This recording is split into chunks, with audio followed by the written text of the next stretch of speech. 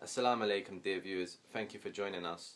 Today, far-right groups like to claim Islam, the Quran, the Holy Prophet, peace be upon him, allow paedophilia. They make a reference to a hadith in Sahih Bukhari that says that the Prophet's wife Aisha was 6 years old when she married the Prophet and 9 years old when they consummated the marriage, and therefore they say that Islam allows paedophilia.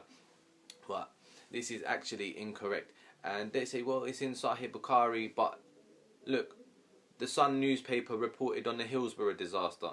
They have video recording technology, you know, they can record, they got microphones, and they lied. Yeah, they have more technology today, but they lie. So just because something is reported 1,000 years ago in Sahih Bukhari, it doesn't necessarily make it true. However, there is a narration from Aisha where she narrates about the migration of the Muslims to Ethiopia. This happened 8 years before Hijrah. Yeah, 8 years. Then Aisha married the Prophet at first of after Hijrah or the second after Hijrah, but we'll say the first after Hijrah. And then, according to the narration which they like to use in Sahih Bukhari, they consummated the marriage 3 years afterwards. So that's 9, 10, 11, 12 years. So now we have 12 years that from narrating about the migration to Ethiopia to the consummation of the marriage. That's 12 years, and we counted the number on the first of after Hijrah, because some say the marriage took place on the second after Hijrah. So it could have been 13, but we'll stick with the first after Hijrah. So that's 12. Now let me ask you, brothers and sisters, how old do you think Aisha was when she narrated about this migration? You know, she's saying, I saw them, they got up, they went here, they went there, they did this. She's talking in a lot of detail about the migration. Let's say the minimum number is 5. Yeah, she was 5 years old when she narrated about the migration in 8 years before Hijrah. So that's 1, 2, 3, 4, 5. That's 17 years old. That is lawful in the UK. That is lawful in the UK. That is the legal age limit. So that is one misconception cleared up. And does the Quran allow underage people to get married? Let's look what the Quran has to say. Chapter 4.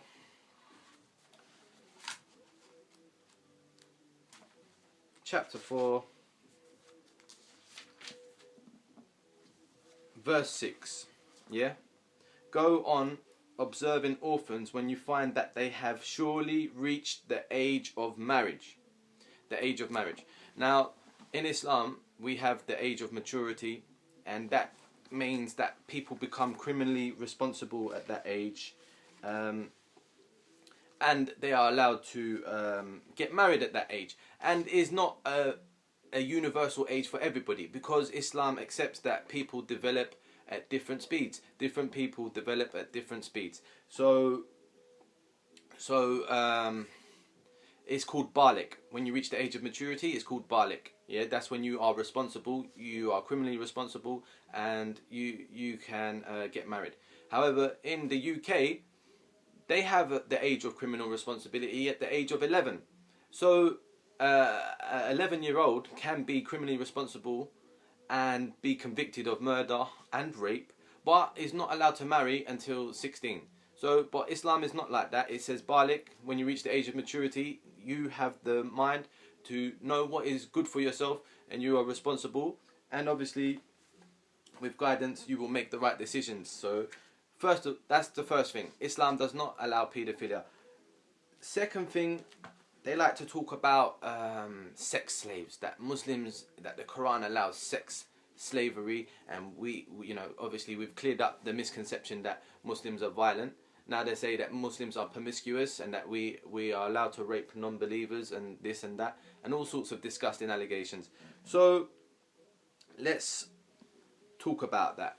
Now, what they're talking about is slavery during the time of slavery, which was abolished in about the 19th century, and Islam was revealed in the 7th century. So Islam was revealed in a time when slavery was prevalent all over the world. So they talk about concubines. Now, to prove that that sex slavery was allowed before Islam, we'll look into the Bible again in the Book of Kings, first volume, chapter 11, verse 3. It's called Solomon's wives. He had 700 wives of royal birth and 300 concubines. That's the Prophet Solomon. He had 700 wives of royal birth and 300 concubines. Now, let's look up the word concubine in the Oxford Dictionary. Concubine means literally mistress, and also secondary wife. So that's concubine.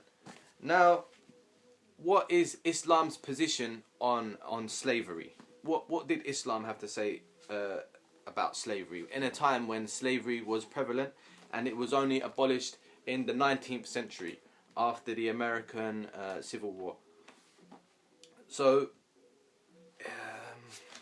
if we look in Surah Baqarah, chapter 2 of the Holy Quran, verse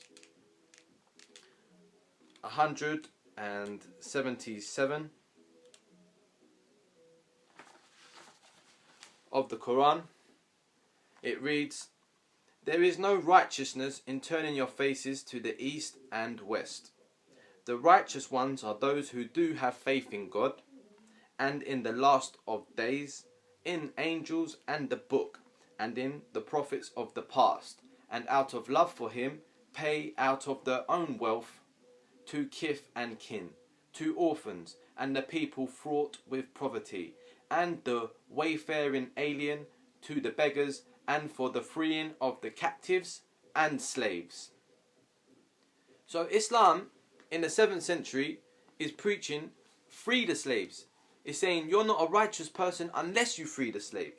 So Islam is telling us to free slaves. Yeah?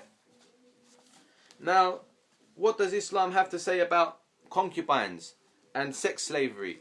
And, you know, this so-called Muslim grooming scandal, where they far right like to accuse us of, you know, preying on non-Muslim women. And pimping them out. You know, what's been going on. And we don't condone any of that. But what we are saying is, why do you only focus on when it's an Asian man or Muslim man doing it? But when there's paedophiles in the English Defence League, when there's murderers in the English Defence League, people distributing child porn, people making sexual comments to underage girls on the internet, that you're not that outraged about it. In fact, you try to cover it up.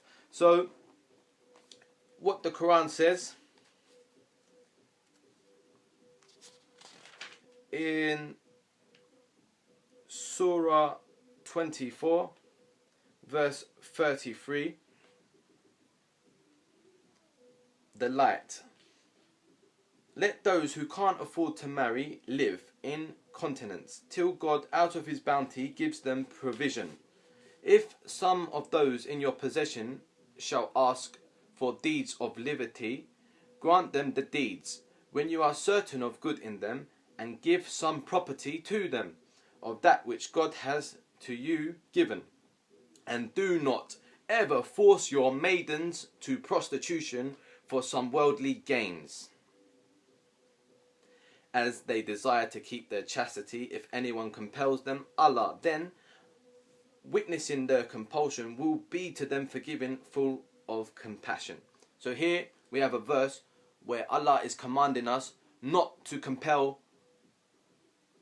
maidens into prostitution. Yeah, so you can't say that the Quran commands us to pimp and rape, yeah, when actually these are the things that are found in the Bible. Yeah, when the Quran is telling us to free the slaves, and the Quran is telling us not to compel the maidens into prostitution. This is what the Quran is really telling us. May Allah bless the Prophet Muhammad, peace be upon him. Now, regarding the Muslim grooming scandal, from the statistics I heard, there were 250 men of Muslim names. And now the Quran says, even the Quran says, just because you have a Muslim name, it doesn't make you a Muslim. Yeah, but they had Muslim names. I saw from 97 to 2017, 250 convictions of men with Muslim names, which is like one a month, one convicted every month. Also, I saw statistics of paedophiles in the British Army. 90 British Army soldiers have been convicted of paedophilia in 3 years. So we have 250 Muslim men in 20 years. We have 90 British Army soldiers convicted of paedophilia in 3 years. So compared to the statistics, you're more likely to be raped by a British Army soldier and molested by a British Army paedophile soldier than a Muslim. Yet the far right are again silent on this fact. I will post the link in the page, in the comment section, so you can see for yourselves. And you know, we can look at the Jewish religion as well and see some acts which are paedophilic acts in the in Judaism. Yet, you know, again, this is given the silent treatment. Why? Because they're allies with Israel, so they won't say anything. Yeah, but children have been killed because of these paedophilic acts in the Jewish religion. And I will post.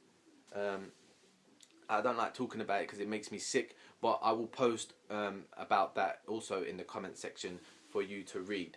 Yeah. So thank you for listening. May Allah bless you. Until next time, Allahumma salli ala Muhammadin wa ali Muhammad.